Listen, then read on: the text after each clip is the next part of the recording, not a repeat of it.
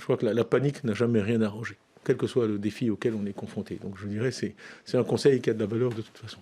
Donc ne pas paniquer, mais c'est vrai que d'abord on sait très peu de choses sur le variant à ce stade. La première priorité, c'est de le comprendre.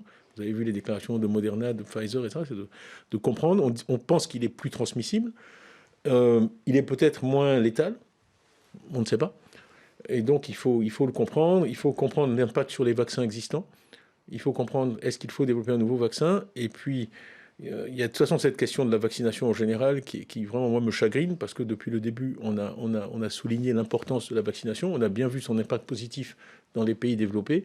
Et le fait qu'on n'arrive pas à le développer à développer la vaccination, particulièrement en Afrique, est une double tragédie, parce que, un, ça coûte des vies, et deux, ça permet à des variants d'apparaître. Moi et mes autres envahisseurs, il y a longtemps qu'on dit qu'il y aura d'autres variants, et Omicron ne sera pas le dernier, ce qui est une menace de toutes les façons pour tout le monde. Donc il faut espérer que cette alerte va réveiller un peu les consciences.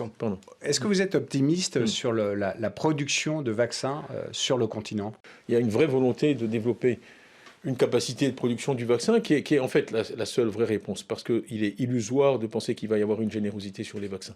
Le fonctionnement de l'économie mondiale, le fonctionnement des systèmes politiques ne le permet pas, mais je dis que donc, en plus des dons et des transferts, la seule manière de vraiment contrôler son destin dans cette affaire, ça va être d'avoir une capacité de production autonome.